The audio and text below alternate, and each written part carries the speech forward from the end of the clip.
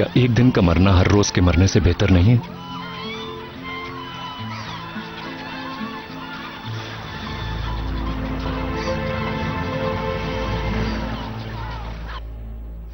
Court से वक्त में ताखीर की डिमांड कर सकते हैं, लेकिन मेरे ख्याल में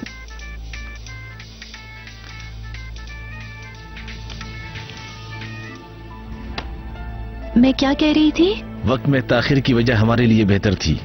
हाँ, वो आई एम सॉरी। जी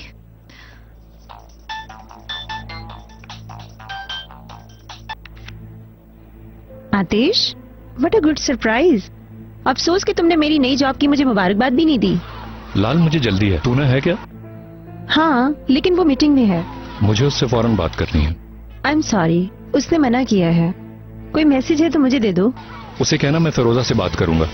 उसे बस यही बताना चाहता था। किस बारे में बात? तुम सिर्फ यही बता देना।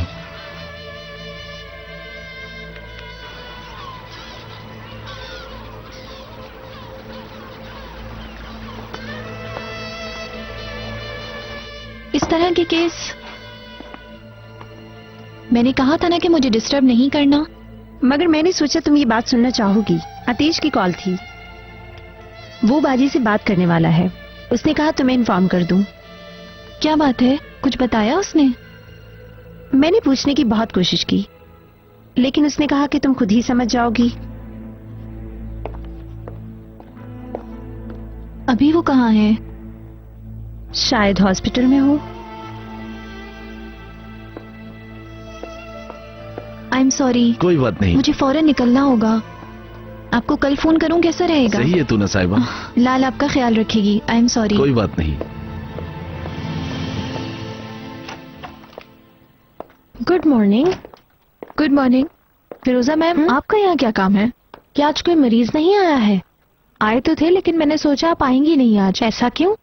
आप शिफ्ट हो रही है ना? नहीं नहीं, वो आधा आधा करके कर लिया। कोई खास काम है तो नहीं, क्योंकि तकरीबन सब कुछ ही नया लिया है। सारी शिफ्टिंग हो गई है, आज बस कपड़े जाने हैं। हाँ, ये तो चीजें आप शिफ्ट नहीं करेंगी तो कैरिंग एजेंट को फोन करूं? कोई जरूरत नहीं आयशा, 2 सूटकेस ही तो हैं, और वैसे भी आतिश मेरी मदद कर देगा। उस छोटी सी कार के साथ? मैं समझी नहीं। कुछ कैरिंग एजेंट जाने वाले हैं। अगर आपकी मर्जी हो तो अपॉइंटमेंट कैंसिल कर दो। क्यों, आज कोई काम करने का मूड नहीं है? नहीं, ऐसी बात नहीं है। बताओ क्या बात है? कसम से कुछ नहीं है। शाम को मेरे भतीजे की मंगनी है। मेरा मतलब है, मुझे पहले बता देती। दोपहर के बाद वाले अपॉइंटमेंट्स कैंसिल करो और फिर तुम चली जाओ। नहीं, ये कैसे हो सकता है? वो क्यों? बल्कि ये रखो, किसी अच्छे से सैलून में जाना।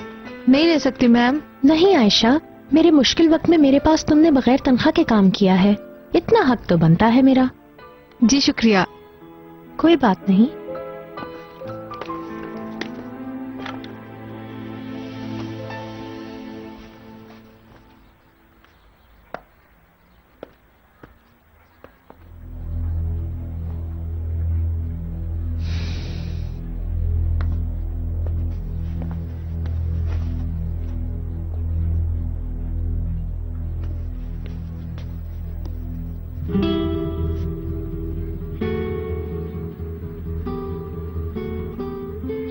तुम मुझसे हरगिज कोई उम्मीद ना रखना चाहिए था, समझी तुम? जैनब को तुम दुआएं दो। अगर वो ना होती तो तुम इस घर में घुस नहीं पाती। करीम, खुदा के लिए बिल्कुल चुप हो जाओ। यहां ज्यादा देर रहने का मत सोचना। आखिर जैनब को तुम्हारी असलियत का पता चल जाएगा।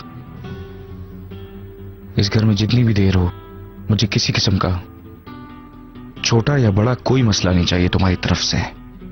अगर ऐसा हो तो तुम अपने आप को दरवाजे पे पाओगी। समझी तुम? समझी तुम? जाओ, मेरी आंखों के सामने से दूर हो जाओ।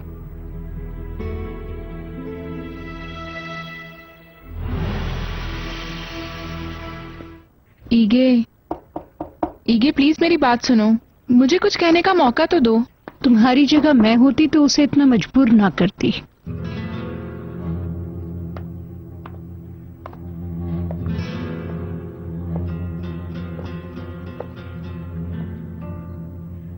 खुद तुम्हारे लिए भी यही बेहतर है।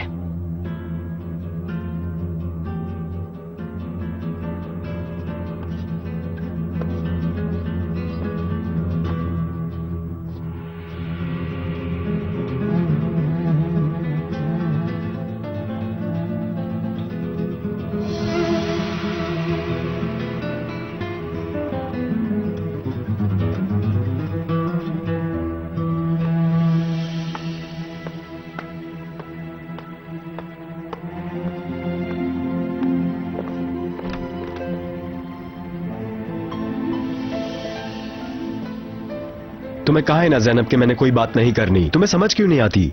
मगर मुझे करनी है।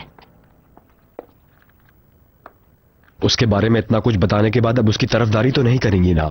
ना इल्जाम लगाने का, ना ही तरफदारी करने का कोई इरादा है। ईगे तुम बैठ जाओ प्लीज। अम्मी, तुम जैनब से भाग क्यों रहे हो? तुम्हें मालूम है ना इसका कोई फायदा नहीं होगा।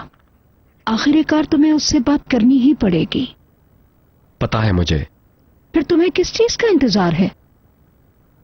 कोई फैसला करना चाहता हूँ। कैसा फैसला?